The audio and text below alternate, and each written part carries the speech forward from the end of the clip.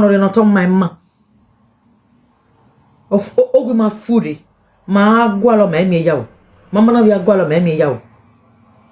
Amazing fearful. Emma, we are so cool. My mezo ma melogo. Ne ka me be ya fe ne ka me be. You just about dego ke yon degi yeke. So you must say ma. Never ever say that. Don't you say do there put the do with TikTok. I'm yan in where the button no deceive no ye bo muri ya we ni aga is ejiji as ejeni ai. It happen is real. If you look at it, it's real because the big boy Jesus. O me Sonia. O wa ge we a o bo ave di egbe o ko la wa. Iwa be gena ive gbese kedade na wa be o ya wa ye me ye gwego no de magwego ania na de magwego iwa be so ai na wa be gbe na wa be la wa ni e de wa se ma we gba me gbeso so fa na ge fi be gwego na ge tie bomo that's all e de ma be gbo ogo na o be la o ni imi no no de it ignore o wo wi na no na wa de suni oba na again we no bo aga eze ha wetin wa te wa ta gwa ni pe ani ameke na respect gwa wa ga fule gbu wa na ihu ni luwe yo. Iyore at the bottom go pa no mugiwa. But you say why? You say why now? Which kind of sense be this now?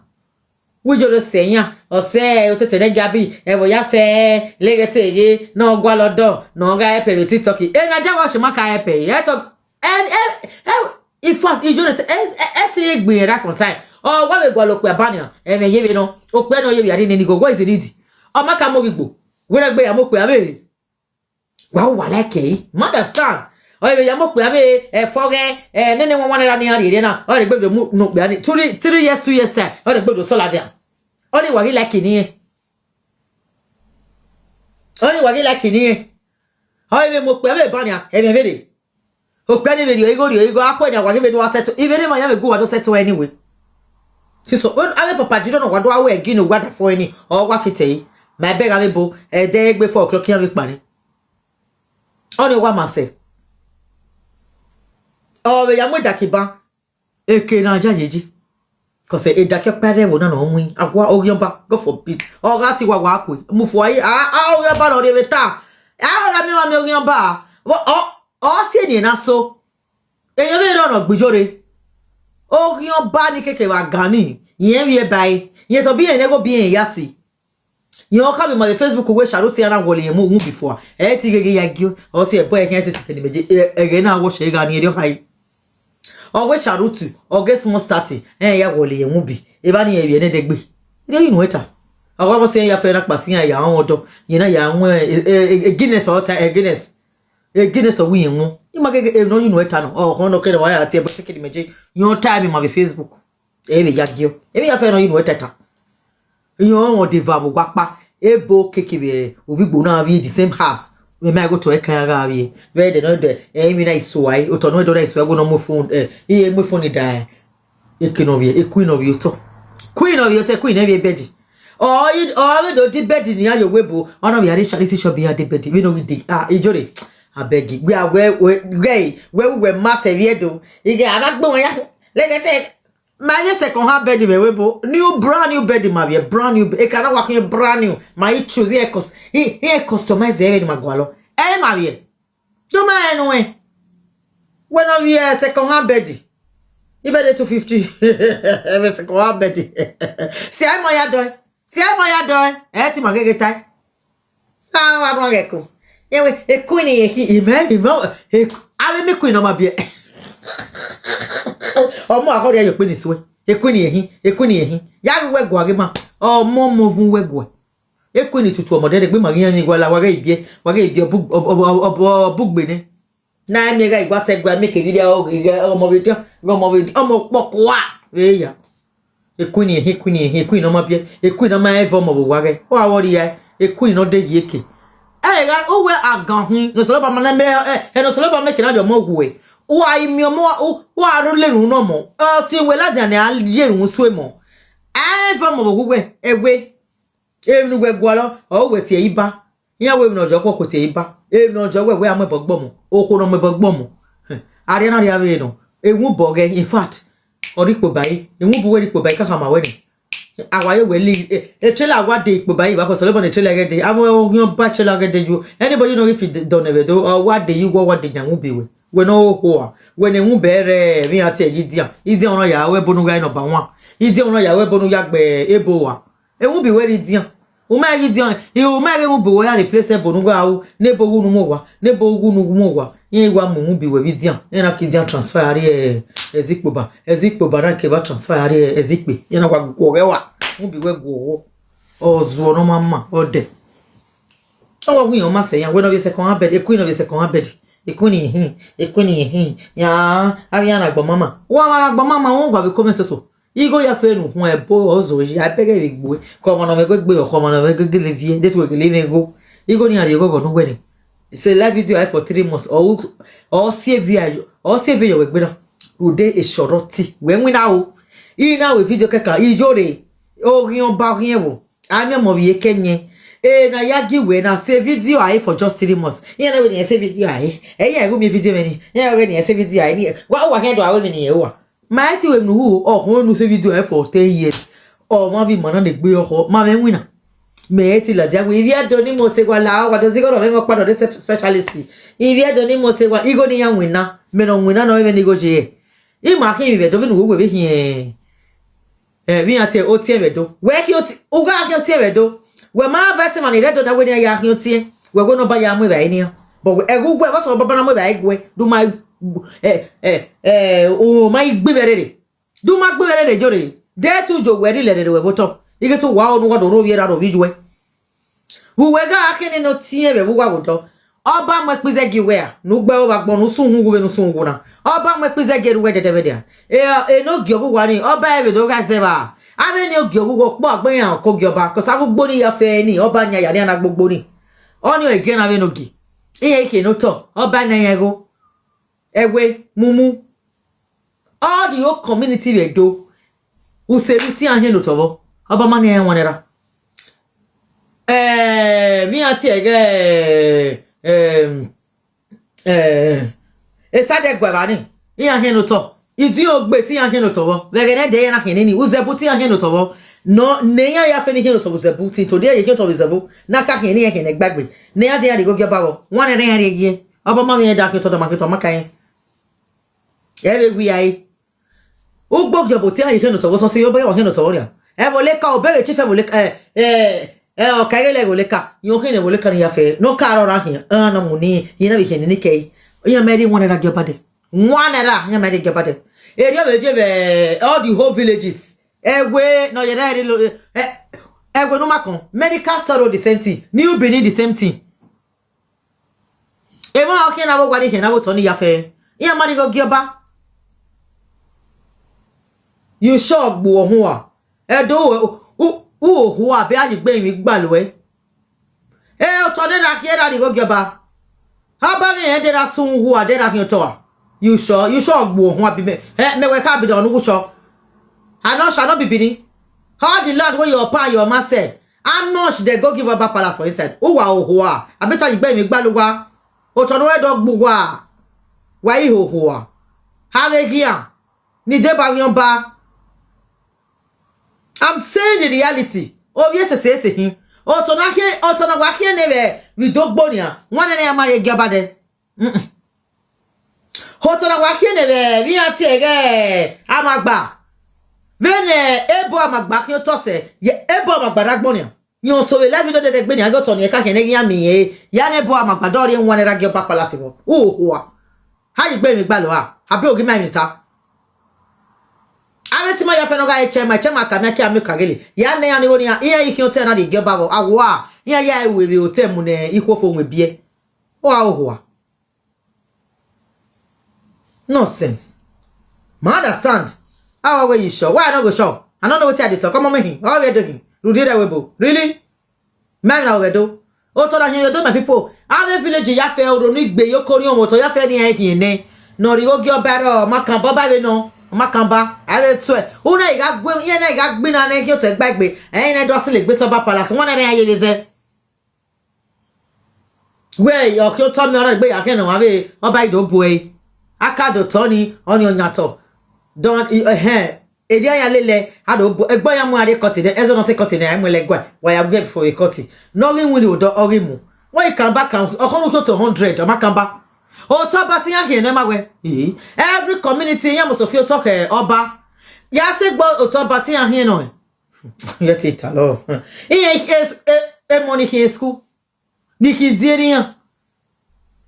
Any community number na imoto. E bozego gikewo. Bozege. If I say he no do ketine. Maybe I will boru wewa. Ye fia we boni okpa. Ka we boke ya ye fia. Ya ye fia. O go ne no dia ke ne na vedero ni ge via te ge. E na magba. After that magba ina na agbi na the other place. Go ba bege. E tri ogoba. Do local tree, no, I don't know. Okay, for father. Yeah, you feel because here. What a chief I even block a better on it. I have a chief in a here. I have you ever in Canada, let's see. I have a chief in a way. Here cannot talk about your fair food. Here I have a video, they have video every year. It's on night TVs in EBS. Or a Roman one of you came a guy. Yeah, now you feel the tree. Ever not by the care. Ever if you talk about Hammerway. So, I buy you mega on your whole cute your macaron. All but a boy motor. How about your specialist hospital? So, Dr. Gualo, or talk better on by me every community of Bamevo. So, Nick care. How about your way? Where you were all to boy here no. Oh, to never my affair Mugbo. Here I take you on the Macamba. Or by the name. I have a chief revenue give ya ear pig beer. Ni ma ilo rien se ya do look me anji ana imi erosion akosole brody man ibun ye wa kin no teri yan kin no to ya fe do ya we for we hotel ye ma do look poji ana mi erosion ho ba kin to so we ti po ba we erosion ro cause ho ba ma kin to a government in asanoba yes that one is cause all the asanoba chief ni unalele igo ya do look we gwaji yes he is entitled to it entitlement okay he wa ni him. Nonsense. Obanya ye.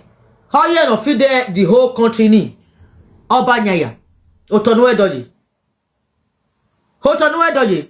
Do a man why? Obate can no control me ya. But na do a government. Or is a government or you control me ya. So in idea you go get the gear. So my can who are running. Why young winner? You're the young winner. The hours you go bad no young winner. In my young winner. Mana maja you go back. Upo awagba na imamego mamemila my de my have a day you work my way omo one of you come on o ija ge baba si go ye wa bi awe ni upo gba o he ni ewe de na ewe here be gbe bai ibe kari ya fe wa bi yo any visitor on de yan kai yan ri o here ya agaba obi mo be mona ti ma guy ewo ya pe jo wa yan anniversary we UK ma one that my ni me yala you can me government he go be mad dem dey awa me dey ime wina he give me oh be dey beg ogin ya kwe ya wo gbe ma ya fe ni wina we dey gin he ke ya gbo ve because era we je ogbina ye wona no do fure ni manyi na eri obi ma we gbina ye do no do fure ni manyi awe ni mere re gboto awe we da kasa igbo fo ba igbo e wa gbon oba sienuje oba go ya mu je no ya lo dagbon we ya mu jabe be sharutu no ya won go feel anyo kwa odo ya na wo lo we mu bufo a o oba we sie we una mare ebo erere we magba o ma lo enwan iko ni mare ebo my people you have the opportunity to live or time o ma pa una rewa cause ayobo no lo be we mo nu yobo o ma ma se yan agin ade tv we go ma se e ma ni ti wo yan ba kakakaka omo ari agbon omo sego ewe okay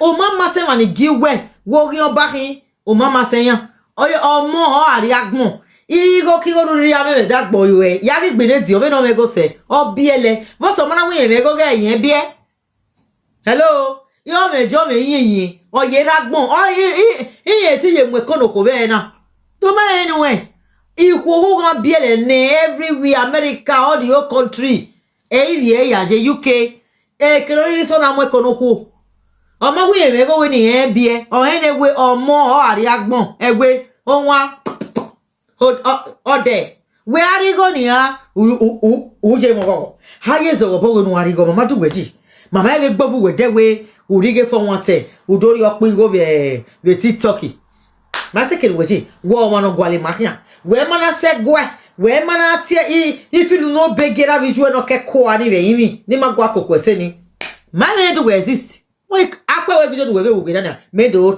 me if video no de o me bu we adia imi uga ukpe nedemu eri we tete de jabitie we o no wo ya thank God the way if na wa we see awa no na yo ya gwale no be ni hia o tie ni hia o ye wodo ka we platform oge o wo tete de jabiti e wo te believe in me wa yen ni matie cause yo gwale gere kan eni ma ho ya masaki no yede mana ni gwa yen right from time mami me ma we video do de ade I beg because ye ne evolve o da wo gbe to badola de on form e no do we ni o we yoji ave yoji no do ma e mi ya gwale no o tape no wo ma ugu mego venu gwe mego so mami gwa de ticket ya riedo hello neni go giwona o mego ojugo le logo bofo e vo yeje e gizigo yogo bo we e de we am yogo e de we akemi yogo jore e de rioni o kan e de no stop ya zigo je avidian ave Afghanistan ave Ghana mu ya le zigo jini e de kede do poso am gogo eni survey e survey problem uwe baya wa be boni do ya gwa be followers wa uwe evru ka mia ni ari me but e de we are wa ya so winner o ye cleaning job your office no u ya hin table manager whatever a school no primary school ya hin o e de wa kemi gogo e de we are say 419 o gogo iware e gba omo iwado re wege ni say so lo ban ne we yes u gele repent ne u kami vi do we na ga jijiare u kami vi do we na ga zigo ne ria u kami vi do we sia no de na ga zigo ne udo mi gogo you were wa ni we do aka mi biedo wa ga zigo ne nu gwa you jo wa yigo we lo pobo e giri go ni juwe ma pe gege ije no gio we bo ije o we ni ewo we me ri wa omo o mi o se abi mo ye kenye we e de we am yo te e no we e ke gbe na ni e gbo avf ayi wa avf we ge ni ivu esoro ge ti keke gbe yan ri do ma enu e ni o we ado ya mi gogo e ukponu we ya swen winner no ukponu we swen winner swen winner o my gosh shit the face a TikTok where there igba gbo wa do so pon beggar give me hair beggar give me shoe beggar double tap ni me kere ma se gbo ari wan why me me to double tap person cause when I jode man gbe I don't know well omo no mate double tap omo no mate wari go me give me gift why me gift me why me wanana man gbe oko jode cause gbe oko mo ave na oko man wina mate do judge go ma be ko ma even ni wina lo I wina ma easy 12 hours me ya gbe wa so na me no ya gbe 12 hours ya do bobby is 1 hour ya ye break ya be and oveni before we can know 60 minutes 60 minutes or 1 hour and we can buy can go tell you they are can we na ye break e 5 minutes can like you want how do we 55 minutes also ya be ya we are wa me baba na allow me because I ma we fit allow me cause we go ye gbe that 1 hour you trouble camera ge we you just beg you send my service when na easy okay what say 1 hour ni wa ju gbe total una o otewe de because I dare mu ne e resident na have ye ne o we no gidi cause ya ye imotegi gbera in fact we are me motor pa sefi e so the speed cake club ide no o pa oni o gbe so sefi e tula e company ma e ge do ye we dey amuni we na egbe o so lo ba gele gbegbe ege ni o we no we are wa e mero wa na se na we me are wa se we na we vie resident yi be de nege ya ye he o bi sun o go fini we ge ro yare and o we no mo ma fieti e wa ni be na we hagbon lo wure me e me no we se pon we ya wina o ha gi we de gbe ka go do double tap de de sefi o ma yan gift do we na we dey ba any assistant la o ke gift la ka ge do me go ne we wakati we because we na ne ge we ni wo ma easy mana we no se mana re do ari okma do ayin mi ma do ri go me eri go giju ari go me eri go gera no bi o we no ma ge go gera no bi o I give me ejore o sorry o we ga mi gogo ari ave we mi gogo we de gbe mi gogo cause e ro no digwe bi o ma e ra ke bi o ma ije ke bi o ma use aya kokemo use o ma easy na ya koke life of e ba ma is very hard because when my be say no we now verse away follow us in here is jijin ai e ya do maga we ba mommy ani my engineer after we ye bomu yari ani we is jijin ai we am gogo weti mi gogo e papo gyo ba na ti we na we agana ma bia e we to bu we ku we oju hin o we di ya unhwe mo we wa dai ya vision dai si ya dawe brodi ya o zaria o age we ya gbera vi we do we ase hi we no ma meti o ko no mo di va we bo we no me bo no o vi gbowo wa pa we he do settle as a family man ni we do we he yet is settle as o mo vi je unhu susu na temeta ma ba e me bare do na gele ga o ma gbon o keke ni we do ta we settle o mo vi je de gati ni nu we me we no gbiku yewo we no riomba we no me mo vie kenye we no gbebo wa mi o wa wo pa wo no mi we kijore anybody no we settle me cause me ezo kwa no we settle no gele settle ti me ya ga da yo dikunu ya moja do ni ya ati no hi wo meti wa save o wa jo o robu me ya howe o je ni mi ya howe we na gbaga ni age e boni give me sef e boni give me sef cause anybody no yigbe ku we no e mama ya yen ye mo so hu ya go ni e bon izu ose ye maka zo ose rio wo ma ese kenuje ni e wo ya se kenugeje agbona de gbo wa fie agbona de gbo wa ri aginai abi bele kan ya ozo we Germany ba be e France ke ba be no we eni o ma be gba we na e ya fe gba we na YouTube abi de niveau koje e voice abi de abi ni America ti we be gani me ma yo de abi jinya ni aso hu ni America wodo e Canada wo gwa gije iwale ja o wa emi odekun wa wa do tabi mo dekun wa ge mi e ati wa support o via mimi and if you want to no dion wa ti yan mo mi o wa America ti yan na jiyen ijore atosun wu wa do re ade no pa iwere ijore atosun wu ko me have de we are voice yan have je no kwa ka je no kwa ka ko me de wa ki wo ma ki wa de abi bi bele kan ya gbegbe aga mi no gbe ma yin mo ba pa poro olupa me da mi o my people nezo na ya fe ya no ya mi ezo na no ya so de gbegbe ai bi have de ni dia abi wa ma have de me kana pa eva yin ati nyegbe o bi me no e wori elegete e bo ni gbe ndo alerun ako erun ako e be ru alerun se bi YouTube ijore yeso aka so eru kwa nwina avo bo ni ma mi ne gbe o edete erugwa nwina we runugwa na ni yore be YouTube yeye ya so be na ni o mi gogo ni o ma yi mi gogo ha bi jian ni America ha bu gbogbo wa ni ri awawa dege ni ade iye mo de boyo yeke iye na wa ka me wi me kege na wa ohunu kege na wa mare re ti u ke ya ki o me o fonu na ti mi adogba no o fi gbere ni gelegele iye ga ko so ya fa si abege ni I never see a but yana goi do one wa goi to yeso o yeso ava so goma wona vegbe evo yevie we no wa pe didi se mama gi info so already talking eh abi ama iya me na let talk here avision na so ogu ge ave oriawa walare TikTok lo wa kami vi woni re America ni ake enu wa iju wa no to so hu ogu ge ijore igo yonba no wa te ji an to so ogu iji an to so ogu ore TikTok ni abi ama yin no TikTok ibu ni do ka mu gwa gore TikTok ni gwa yen gbugwa abo yan ba gen wo ya le ya la wa lule ya mi odekun me okupo me ko me gen do tala ja yan mi odekun ya mi odekun wo ma mi wa ni bele kana ni vi omo won bo na wa ya le lo yan bari rai gwa yen ma ya le ni go for pit o si ni mana progress o gogo na rogwi ma ti si lo yan ba bagbe ima le me ka wa re igize ge me no ta idi beta go for bit igwa no ya sisi egbe me no vie na ero ovi odion weye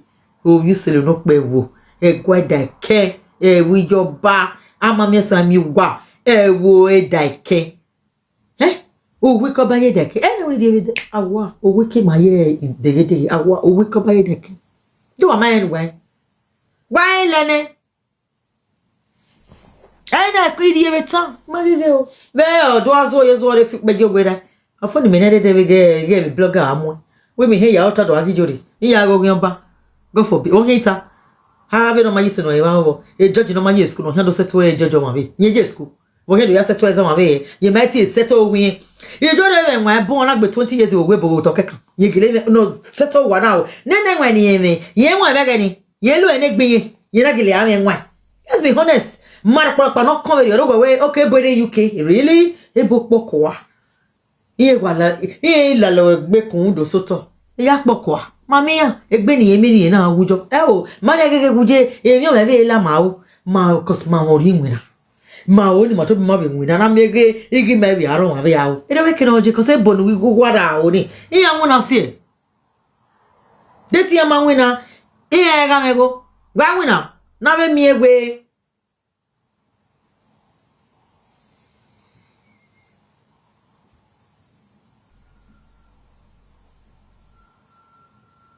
Okay, now Iyore don't go play for that one. Now Iyore they tell them, made they know they more double tap for this one. TikTok very. Oh, what double tap you? I want to go money go me money do gwa. A double tap anyone no. You are TikTok. Okay, my people. What double tap you wala ho? Ya ke mo gboto wala ho. What double tap? Oh, yeah, mo gboto. Yeah, give you a sign restriction anyway. Yeah, again. Iyore yari right. Again, I'm going to ila now to TikTok I get my people to TikTok. Or the that's so anyway. Okay, my people. We are here again. That one when you write for this. So now Iyore no they fight for people when they house. Now Iyore they support people when they house. Some me they work. Maybe they come in platform. Now she open platform for. She accept this morning now say she sell otien. Iyore say she sell otien. Now she dey say 6 years now she did when she start to the hawk otien. Okay, now she did when she start to the sell otien. But she dey say make our people they come our platform, make she dey donate money for them. So that time when she dey sell otien, TikTok no dey o. Observe her they will go observe her right from time. We get Vanguard right from time, even when Iyore small. EBS na the long television station. Why Iyore not go there? Say EBS are the hungry meal and coffee meal. Hey, those people, maybe some of us go pack food because we get many food that time for us. We for pack food go give her. But she go start to the hawk. Meaning she wants stronger for herself.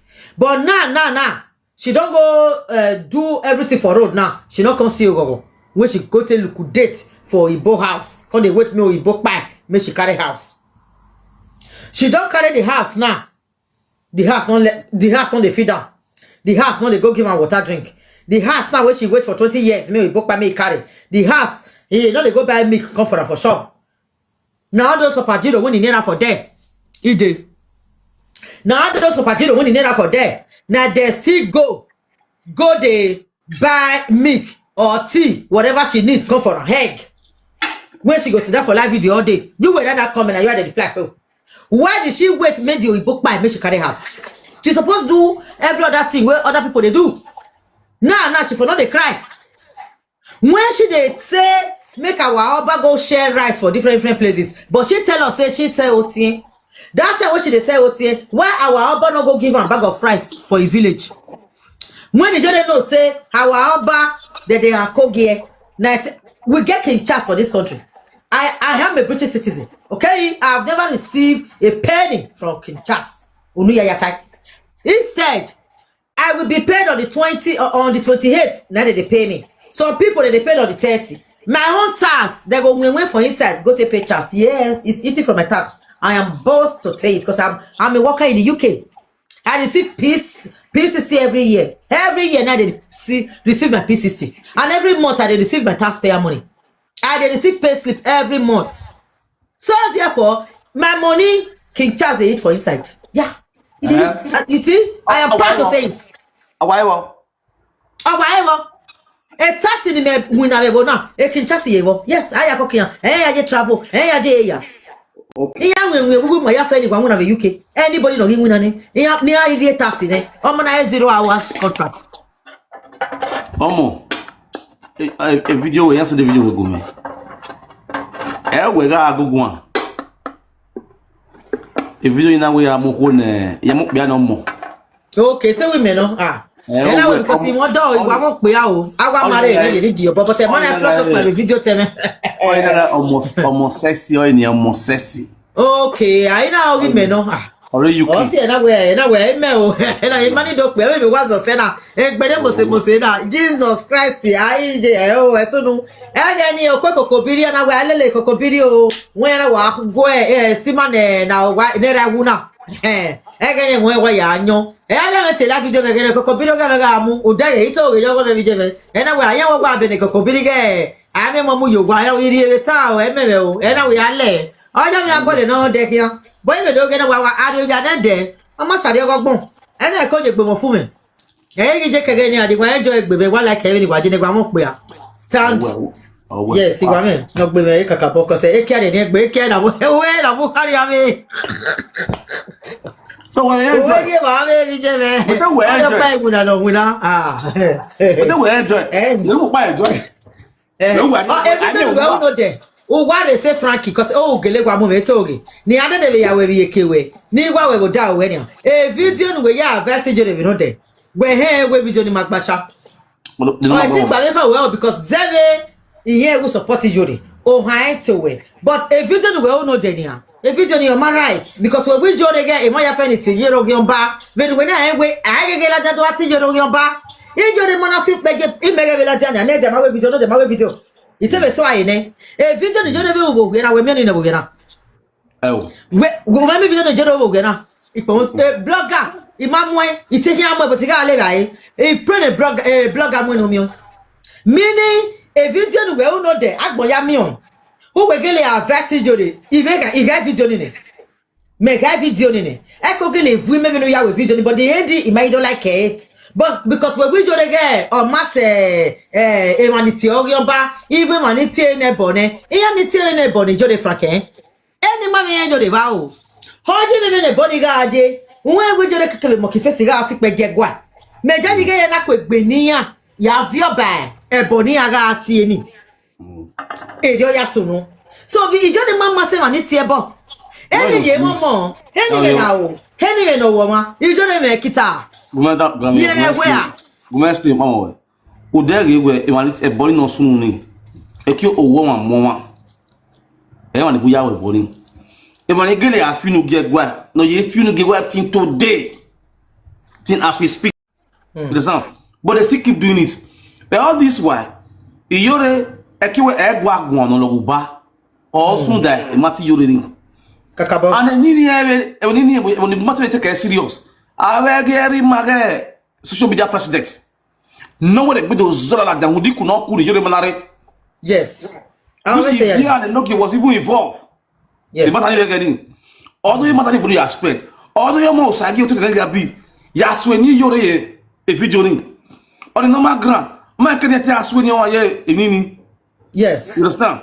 Now, if we go back to a video ni, many of them, or you not work by no. Yeah, because Now, do you know? Do you know?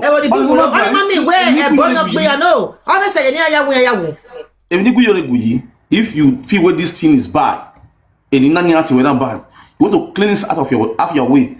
Go to Benin. You understand? You have a lot of people you can talk to. The highest was one. You understand?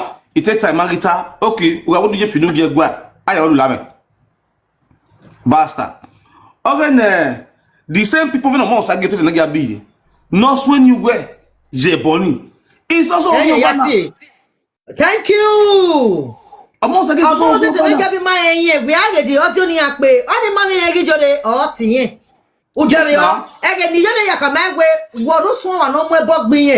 On a way, and away here, send him a video.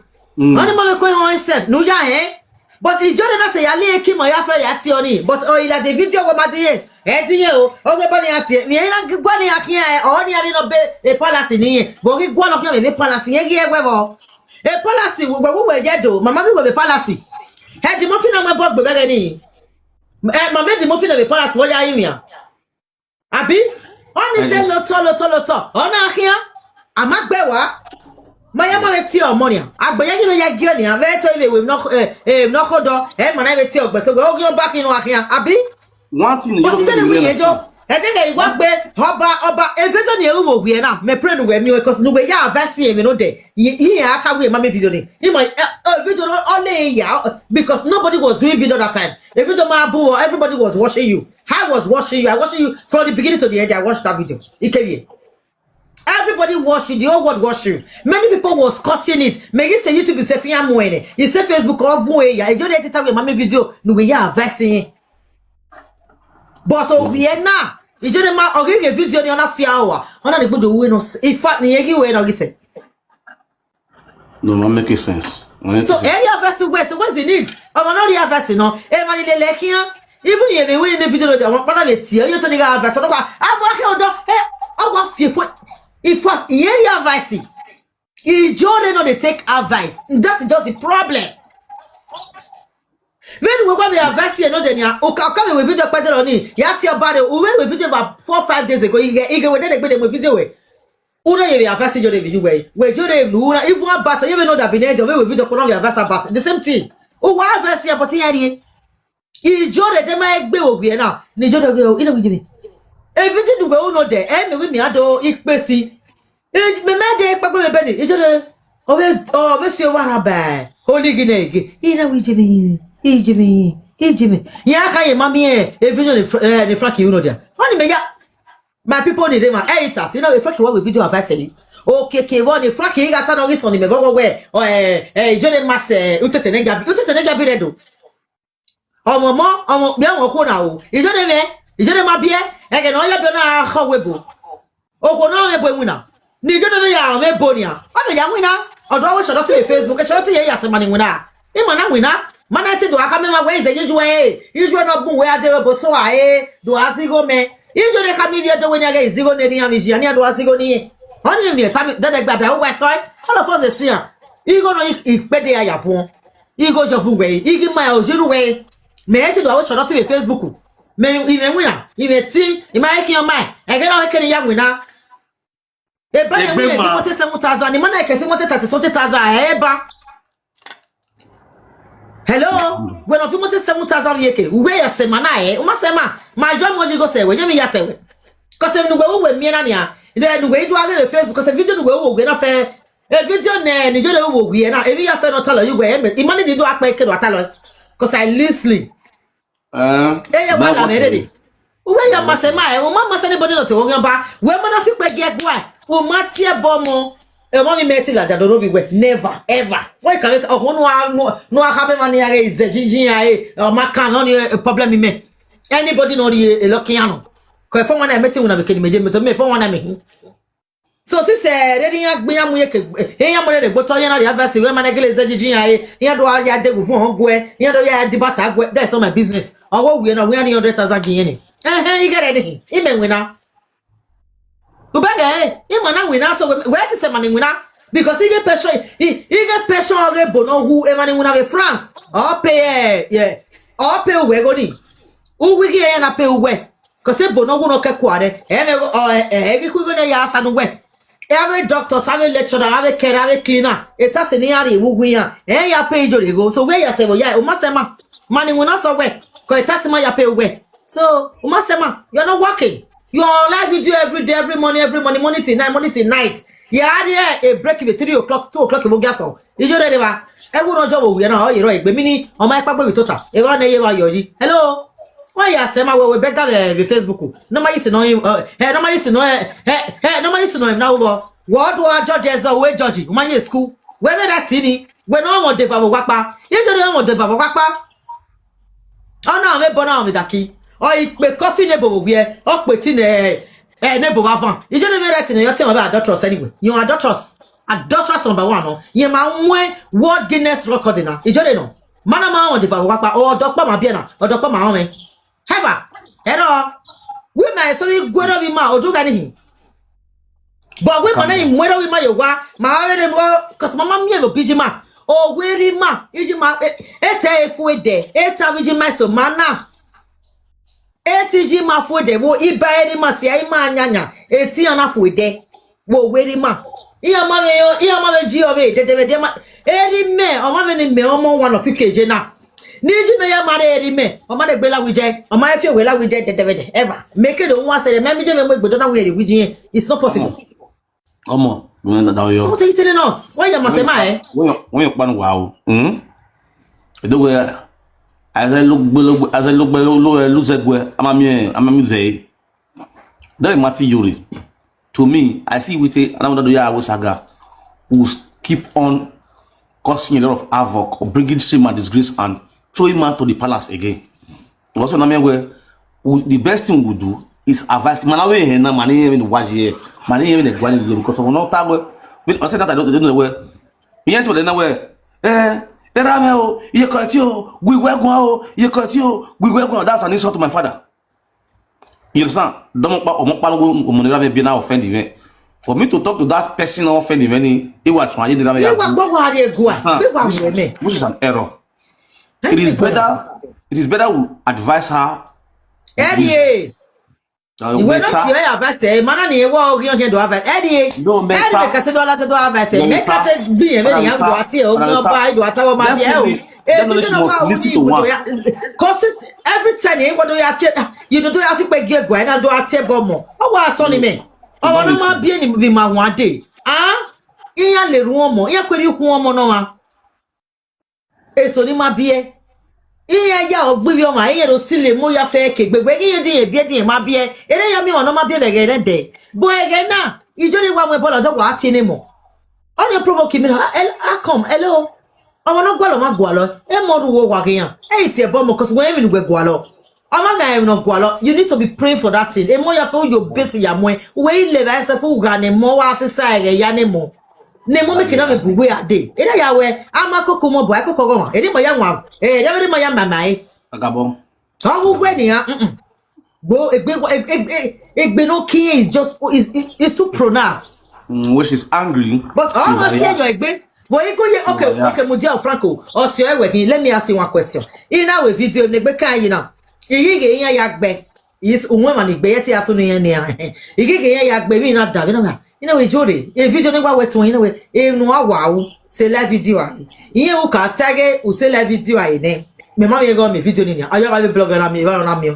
ona e dey gba gbo so ne ke no bi mo pa ke no bi me ha e ya fi pe ge we ni se live video ayi ye ge se live video ayi inu ya no so live video na wa ari eko be na we yeti be Abuja you know we ari eko or Abuja why you want to the motor airport we manage no tear ti ju to anybody you ma need to say a taxi driver no waro that airport iyan e kan na YVF opo kwaweko in fact even Edo street to street you know orugbowo ore ibiti eyan we ibiti eshi ogi in fact Joshua to Joshua you know Edo ering road o eja opo kwa ereko weje Joshua to Joshua you know almost all the hospital eyan ri wawe e kan na YVF o yin na pure water Edo egi logo cause pe mo wa donate eri ku mo we ya donate heck odo yon guess iya yon o ba yen ri go ni ya o yin na business na we egi logo Edo o manage we no do ti o ma tell like ya we ba na we o ma yin dey opoko everywhere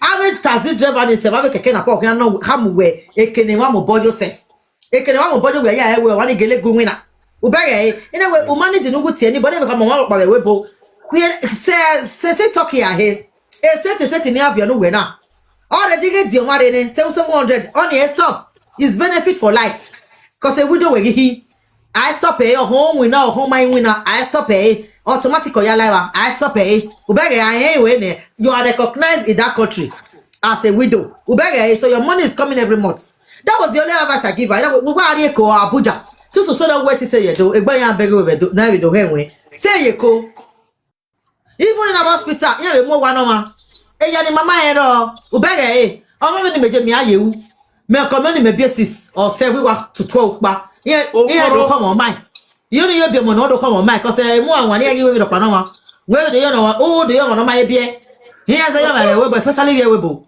since you that is finished so me you do mo no do you know here do agbewe ma me ayawu ogo gebe ya te ya Imaro ye woni you know no rieko because no say live video that we get so many years is a favor ye vie so what is it what is the live video giving you the work part we can do bo we bo man we manage shape we pa ni we ate mu dia we get the one cause na make wash Iyore again the one na ewu the one aragbon Iyore ga mu dia only about 7-8 years ago ye ga gbe asuro na ye trouser o ye yon na even ezomoko uwa ewe yo gera yaro egbe apegera ina apege yiru egbe ni when amudia gbogbo mama me so do gbegbe ni we dey be buy e ma turn your head o ina we amudia gbogbo mama me so do gbegbe ni gegbe we shepi we pare man na shepi no pa ni obega ina but my be na but shepi we go you know what kind because me own weather from time ina we video no we get on na gbe ni ave video ma gbe ile TikTok kekere ni nu ya go gege de e wo na yan ogelegbe ha show gi fit e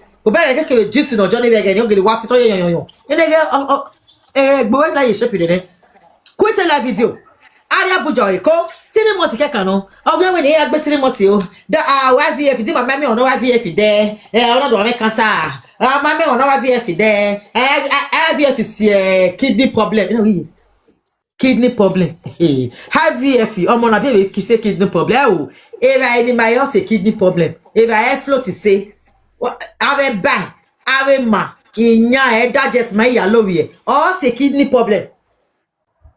Okay, because my is cause man here. Or say kidney problem. E can no more different from a kidney J. If I never float is say, I mean, man float is say, oh, na queer a kid no gima. If I any float is say like a liver, if I do block it could be or see another exercise, our exercise. What our exercise? A living ma. One man or boom or float. Ah, you a qua. Or make na pump away any or float is say, or for more. You might be 100, you might be 20. Oh, mama me no time money me be 50 agede de mo ya biele when so abiyan awu ya be omo we go ya because omo in fact odugbo ti ya biewo he o deki ti ya biewo omo ya bele begene de e kini problem log yan e logo ma American we IVF re e UK ya mo IVF re ya wa we de meje na e mi kidney problem o data me kidney problem o ya ga ya wona man ya come ina so gbe na ma ye school na de we say e doctor no wala de degbe o obe we ni se la video aye ni areko ni aria buja e la video na ruwa o wa do awe ni e wa ke no be pa ke no bi se e no be pa ma so we o de me magbon we bo we ni we me mo gi ohun no be fa ma so we de me we la video we awu why we la video na means o me video we ni mo pa we video ye we ya fefe mo pa we video ni we se la video aye ni na kosige we ni ya gbe platform pa ona gele touch me ona me we video ni you know, see that video. I love video. You can't love video. And you say, "Oh, the YouTube." Mommy, pele mo mi bo. Here you find yourself to YouTube. That me here voice here. Ave madam there America, UK. Ave beleka. Me here voice here. Now ya learn. And you have ya quick. We are getting. That you have voice we say. Who we are mo mama ne. Eve me who believe we say. Ave fian fi say yo. Umani di ruya ama. Eh ya fe na do ati wo gese jin ya ejo. Obi mo be yan mu jo ma e go ma be no. We be go ma be mama say ma do ti be webo. We be go ma be omi omo no to kia o be yo nyawe. Ebi no. Me ge go ma be yan mu jo we ko say ye jo go ni a. We gi me ye gi we gi produce. Iye mo ye go ma be yo we odun na won do be ma na. Iye ya we nu e. So fa we mo peru we be na ni. Ore wa we gba bege gbe. O de Nigeria wo na ba me pe ani. Wo pe ni gba we omo ni me ra. It's better than we dey me ye. My people, I see advice because happiness oga me gwala me ge ni ogbinyovo eni ye soji no natebo mo na ma we wa ya we o na gware o iya do awe ni ye wa iya we ni se live video o video meti we no meti we bega god forbid meti in una ni me dey so na 12 hours meti si nguni me ani me do ayi mi go live video it's not possible because in una no go mo bo de e me yari bai o ze me na so we okay me o na so wa so if you want to see the video, I like to go. We see the video. We are here. Don't win. Una ni who? You will not hear me. Oh, video me awe ba ni we are ba we. E boda. We were live video. Look at live video more than 10 years. One me go. Oh, mufwa. They me mufwa video me. They don't get 3 months kaka. 3 months kaka. We better sell video for 3 months. 1 month in here ya di no money. 1 month here we the test. Here we was today. Who was in hospital? Here we testing we. Here we game. Go to that lab. Et so what section we lab bine manage no dey can go to the lab here wa ge here get sack we get system we get ya your immune system everything here get head no match we here then one more thing gba one more thing ya treat here lori hun we here ya koke wu bi we ni koke your immune system for the following month here fi say the third month here ya get the money there or gogo do still ni mama here it's very easy baba na 3 months ni we keta lo manania 3 guy August of Yafona. August of Fona, 1 month in Mafona. September, over the say, wherefore, oh, Oba, Gazegian, Oba mo be ni abedo. O ri bi ago we ran. Oba sun ari be ni an. Igo no ba se ki wu mi opolo. Ari be joba. Ari be joba. Oba ri be ni ma. Nere egbin. Data gbon ma we December o mo milliard egwa. December o mo pize afian. How we get in the road e pizu gbe. O be si an be. Agoba. Oba ko ma. Ko ge egwa. Ye we no badu afi de ma. O wa be ya go we na. Odo na wa he do ta. We are not telling in fact, if my whoever goes to, if my whoever get way, because a king give a queen of a level when we divide France. Oba is doing his 10 years anniversary. Man, everybody, Kogioba, you don't look power about Kogima, man, anybody there. Have you all feel where you are who and that law and custom with your Maria, I go Bajori. Mama, you must know that one. I don't wear majority. When you have a you can wait see a video to come or a call. Because you don't know very well with video say any. Okay, we need to see this now. Europe day or about understand. There are a lot of people who doesn't know all these things because in your mouth, they are not no. So you don't know where can make I don't kind of like you okay, Mama,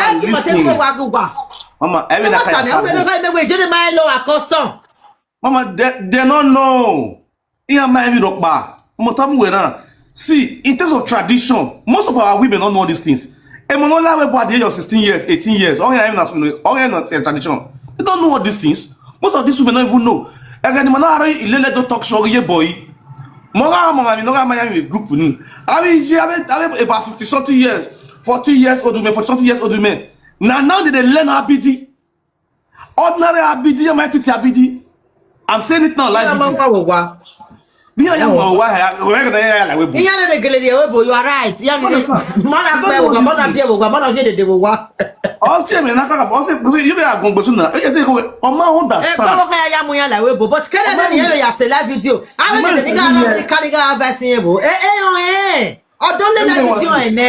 Most of those in the way you see so they don't know anything. If you ask them, who is the first Oba in Benin? You understand?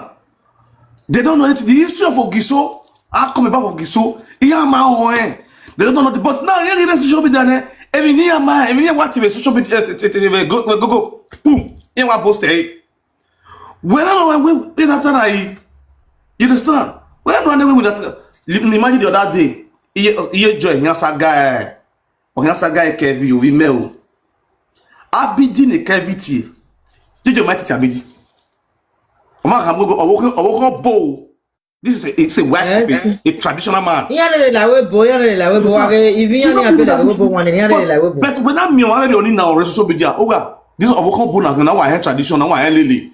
Lily. You understand? But when they are saying it, we're not with the women after night. You understand? So you are going because he doesn't know all these things. Now, instead of making it Oba Mukbayedo, Ukbaredo, Oba Mukbayedo. You understand? On that video, you're supposed to call on Obaseki because Obaseki are going. Anything concerning that, Mukbayedo, Obaseki is supposed to call on Obaseki. But due to the Kenenwi Beragi, you buy a go. And the rule. You understand? The fact that you are doing good things now, with your name, it doesn't mean who your turn is still there. Who are offend anybody when that post still come back and say, oh, you're bad. They will still come and they will refer to that thing. But when you do the right thing, you cleanse yourself. Every time you understand? It is one of those things. Many manager, okay, Nigerian name, many manager. It's one of those things. I want me more. I want to know more. I to the Kabaka. Video. Who want we PS or TV? I ain't your book or TV. Nobody simple. So every assume. Also that another way. You need a very good manager. No, you're a manager. Because something on you are tap. We like my manager. This is my life. You know how well. What do you want to talk about? He will see what they want to talk. Oh, okay. Problem is wrong. Obviously, no need none. This one don't make sense. Buna. Buna. Because he was a guy, man. He had a plan. Oh, I bet Buna. You don't be past this one, Buna. Of you win, This is how you do your broadcast. You go there unique. Not me say it's as just a verse. Maybe what they go want reply with video. Where you na be video no. When they forward me the video, you get the video. Now where you know here you get more good one. You want don't want to. You get now. You man my get here ka. Omo ni me because me oge he mo we ga. No mo say help. No problem. The wasn't any me with life. Yeah, climb when you come away. We ga how. You understand? I can just come out with you want to swan insult. No. You understand? There are some people that will raise insult on you anyhow. No like okay, on this person, let me go down with this person. You understand? But there are some people you will still see no need what advice say. You understand? When you go, even try to pick sense from inside. Me go for me perfect. No, we're not supporting Iyore. Say Iyore na you. No, it's not supporting that. And Eddie. Because I never who can the bayani case again. Where is this guy? But man now, here who can this guy because I'm work. But ni na people get go do atawo where ne go ya ga pe de wa wo bi na. That is bad. That is second. We understand because no man you working ba. Very much. Okay, na ya tete na gabi ya. Bu gya ge mata ni ye. Wo gu ya tie ma ni na. Who tete na gabi no ammonia buru ve gwa. Honey ve ya tie. What is it need? Oh you know me tie iye wa je gbin you know, you understand. Don't ye me ngwa I don't know. Yeah. Yeah, mo buru. Yeah, I'm not going to what the boy you he pass away. But we not getting any journey, huh? Yes, now. Or we not because buko. Because your mama here what ya for anybody no give more doria no is you know give he watch the video there say I tie na bobe gini na. When 20 that 2017 see no be 20. 20 de gabi. 2016 yeah. 20 de gabi. Over Sabio, what is the gabi? Or bagby. Where you don't see it? What is your mind? Now, over Sabini. Or whoever. But the way you explain here, I mean, the way Gwen will be Sagani, here we don't know. Here, by you don't know. That is what we are saying. Where we know, who put it today? Now you put it together. If I can about who to the gabi. I'm better now. Because who to the gabi is a very intelligent man. Frakrabos don't want any other intelligent man to be in that palace with him. I know. If not, all you couldn't see him. I know. Or he has, or if Frakrabos set there. It can't let us see my people in living here. Nigga, I know why you say that because the man is intelligent or hebe or history or him in fair. So that's just the beginning. I know of his problem. You understand? The same thing you also did to Curtis Tugbo. The same Frakrabos. Also, me I tell me Ania. And when me yagwa. Because when you go me you also na me where or our video also ni one of Liverpool. You understand? Frakrabos wa madam we palace ye wa don't know. Because I know e bara ni e wa ku na ni we are Curtis Tugbo ni a. Only my if you pay your bad there wa ku only the king Curtis Tugbo.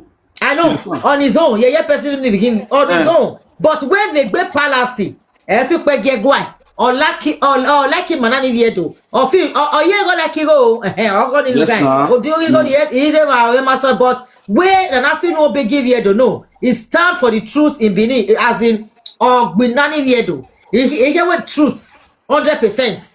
But see me live video when you go Odo agbina ni viedo no ma fi you don't like that anything on here me palace ekwe already like they no do see any be money ba buru oni me understand Frank Oruwe Frank Oruwe Monte Palace ona ya Monte Palace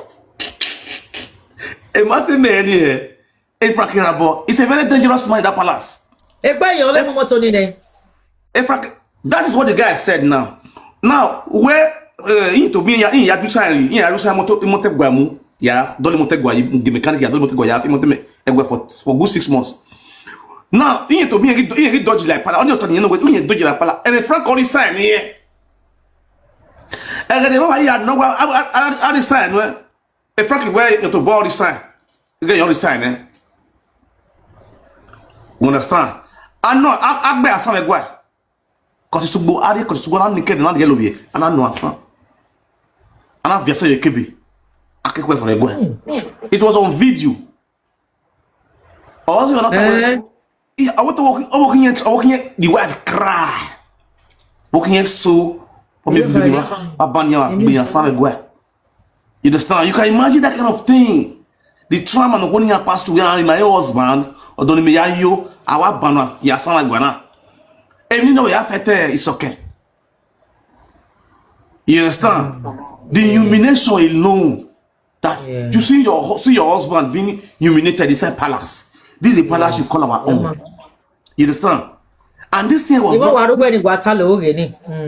none of my guys soon there.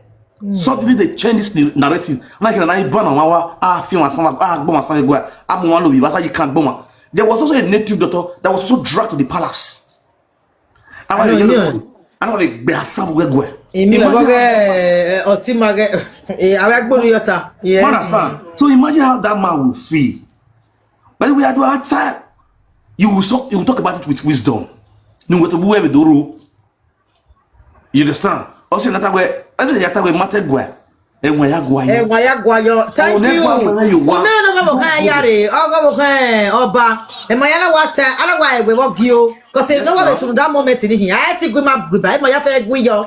Wait, or my can not do whatever with TikToking. Hey, to me, we don't have TikToking, and I could be TikTok, everybody with TikToking. I would buy my yellow. Nobody knows Sagamayo. I'm not talking about bye. In my galley, because they know your mama.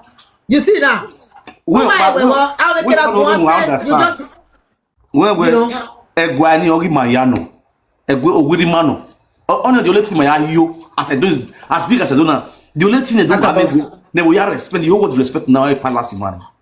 So exactly. We will not see people. Only also nothing money the video they are big you know big you don't have got him.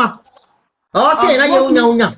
One thing is you know, I don't wear any magbewa, a you. Ofenorowa, or having no way with Rowa. They Obokiri Maga Latia 3 years ago, 4 years ago. I was the person that came out and kicked against it. You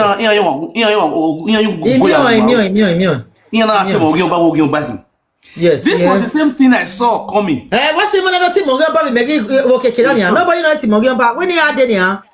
This was the same thing I saw coming. Because they've known it. I don't want to give a to be a way anyway. You understand? Okay, you see, yeah, friend is where they want me, but I home, even if you don't even get in my area. But I can't write a good of Bella. Where you made the TikTok? When are they? For we are here. My boy, and my God, walk back. My friend at the well, I walk on be ma. I'm a boy. I'm not a team of your body. I'm a minor because here in a way the truth matter. Or my girl can make way or walk on bad or TikTok. Forget wow. You be like I fed what? Hello. Mostly me worry when I dog by Bokwanawati or this one of me. Oh, yes, on that or Tiddy. I won't wear tea that king who said they. Easy, I talk by. You might so we're not that can go back where you got many over that can another way where ye. What I get almost said by what I want eat or giggling more vegetable. But I came when I day, either I came when I did now, and I beg away, and I will matter. Oh, the pelagi sunu in a guara opportunity. I see men bella wow, here we quay agua. Oh, no, the good ladia. I'm a video Iyore. No, the good ladia. Come out again. Matter gua, Iyore matter gua, or you know, who can super away. If you have any issue with anybody that are in palace, you can look for how to get contact with that person. Correct. We all those things. It's an insult. I want win of a dojori. Ima one win of a do. Then we hear me. Every money can hear me. He. Ma, Ima carry a spoon, Ima Kajigo. Do a man enjoy way. My Jigo will be 5 o'clock. My Jigo before 7 my do, but it was a micro carry a school. E gba kwese ni meso mana mo imo ye bebegene deni. Yeah, if you meso wa pass here university. Here just here finish a school here. A secondary school na you finish. My so ogefio masekine. My ka ya gwa mi keji mane. Iji maga ire do even me maka ya rule are wade gboso my ko maka ya school jode. Benu gogo gwa ge himi ni suse. Eri mani buve we. Ma obo palace de wa vege ni mama jo ya gwa ya oba do mu ze ni ma we o. Ima mu mi jiwo ma ve zo ba school. Me le gbe ya kimi. We go again jode ogwe bota ma ya kimi ogwe bota. Do ma enu we. Oh wo paso se ni. Iya ni mere Nigeria ni ha. Gbe ni ave ya kimi ni ma we kini. Any our boy Facebook, is here at top pay, you need to go on a walk, cause do not send you know, who don't tell me about where you go well, cause we may go when we know. Okay, now me and Kaya for the mother go top. Name ya Miriam, your cat bogia. If you are not taking or if you are not taking or say, then I ask you here. When you are a woman manning would have every month, I didn't amigo. When you are a winner, where men are going to be mad at the way when you need to go, cause I my house, Imam winner. No, when I win a jury, also when I say, who win over maybe go to oh, maybe I suffer you go ahead. Miss Wine, later, okay? Oh, no, my brother, oh, my, I say, now, I say, Yalla just. oh, when you want to go, when you are Sunday, when you get, I'm yalla down 6 o'clock in you understand? Or video you know 6 o'clock by video near cause I know it matter a good no we you understand? Up on it there. Oh, we more body there. Hey, 6 o'clock. Yeah, I go. A platform I will give me a vocal. Or they want me up with me first name. I'll go who will look at. Yeah. A new work by your name is a new work by your name. How will give me very happy? But on you understand? Okay. So, yeah, because maybe don't know that they are big, a money. Hey, why am I body? Hey, oh, also to have it to it. Yeah, what do I? Anyway, I'm going to get why money will protect the maybe, although I think body. That's my hand will put it there now. You understand? That's my hand will put it there now. Because, Emma, Yano, and I will also go to invite the Murphy. You understand? Oh, dear. What's it? Yes. Now go to take good enough. Because of Begbine. You understand? Okay. We are la for many years. You understand? We need to look for solution. Now go where you okay. You understand? When I that go have we go clear. On again, I will go. Okay, me we know. What? Yeah. Oh, I'm married. You just go like that. All right then. Okay, now later. Bye bye. You see.